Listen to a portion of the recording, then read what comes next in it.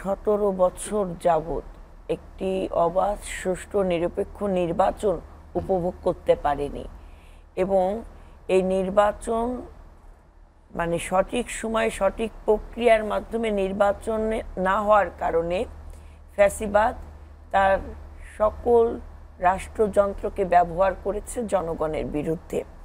জনগণের এই 17 বছরের পুঞ্জিত ক্ষোভ, ঘৃণা এবং ফ্যাসিবাদের বিরুদ্ধে তাদের যে সাহস নিয়ে যে রাজপথে নেমে আসা, এর শেষ চূড়ান্তটা হয়েছে আপনার জুলাই গণঅভ্যুত্থানে।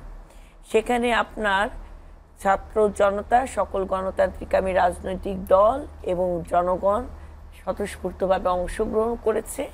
এক দফার দাবি শেখ হাসিনার পতন। সেই জায়গায় রক্তক্ষয়ী যুদ্ধের মাধ্যমে ১৫০০-এর অধিক জনগণ শহীদ মৃত্যুর পর আমরা একটি স্বৈরাচার মুক্ত বাংলাদেশ পেয়েছি। এর মূল লক্ষ্যটা কি? আমার অধিকার ওই ফ্যাসিবাদ ভুলণ্ঠিত করেছিল, কুক্ষিগত করেছিল বলে ফ্যাসিবাদের হাত থেকে, শোষণ, নির্যাতন, নিপীড়নের হাত থেকে বাংলাদেশকে মুক্তি করার জন্য কিন্তু এই আন্দোলন। এই আন্দোলনে কোনো একক ব্যক্তি, দল কিংবা মানে মানুষ জড়িত না, এখানে সকল জনগণ জড়িত। লক্ষ্য একটাই, অধিকার পূর্ণ প্রতিষ্ঠা, গণতান্ত্রিক অধিকার ফিরে পাওয়ার যুদ্ধ। এই গণতন্ত্রের প্রথম ধাপ হচ্ছে নির্বাচন। বাংলাদেশের 18 কোটি জনগণ একটি অবাধ সুষ্ঠু নিরপেক্ষ নির্বাচনের মাধ্যমে তার মালিকানা সে ফিরে পেতে চায়। রাষ্ট্রের মালিক জনগণ, সেই জনগণই নির্ধারণ করবে আগামী দিনে কারা রাষ্ট্র পরিচালনা করবে কিংবা ক্ষমতায় যাবে। সেখানে কোন দল কি বলল এগুলো এখন দেখার বিষয় নয়, কারণ এখন কিন্তু বাংলাদেশ সহ মানে জনগণ সহ সকল রাজনৈতিক দল নির্বাচনে ট্রেনে যাত্রা শুরু করেছে। আমাদের এই অন্তর্বর্তীকালীন সরকারের প্রধান উপদেষ্টা আরও আগেও যদি নির্বাচনের সময়টা যদি কোন সময়ে হবে ডেটটা যদি ডিক্লেয়ার করতেন, তাহলে দেশের পরিস্থিতি যতটা নাজুক হয়েছে এতটা নাজুক কিন্তু হতো না।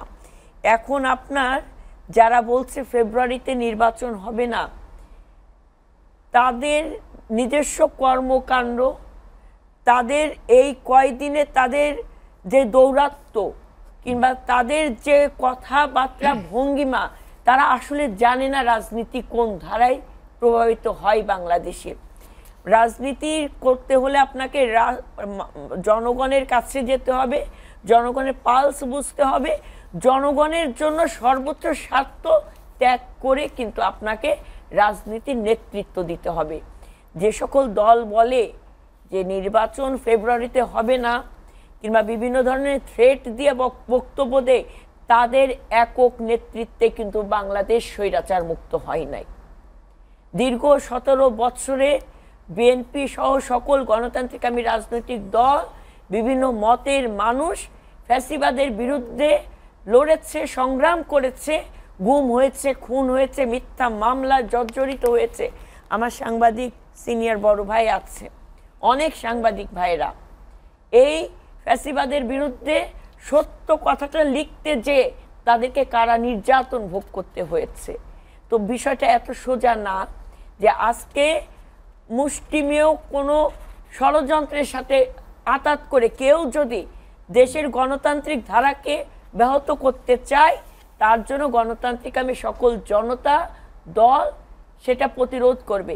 কিন্তু যারা বলছে এটা নিয়ে নির্বাচন নিয়ে বিচলিত হওয়ার কোনো কারণ নাই, কারণ জনগণ যারা বলছে তারা তো আর যে কেউ না, বা হালকা করে দেখারও তাদের সুযোগ নেই। কারণ মাননীয় প্রধান উপদেষ্টা আপনি দেখেছেন যে তাদের রাজনৈতিক নিবন্ধন না থাকা সত্ত্বেও তারা সব আলোচনা। দেখুন আপনি, আমি একটা কথা বলি, ধরনের অগ্রাধিকার আছে, এটা তো বাস্তব। আমি আপনাকে একটা কথা বলি, গাছের নিচে কখনো গাছ বড় হয় না।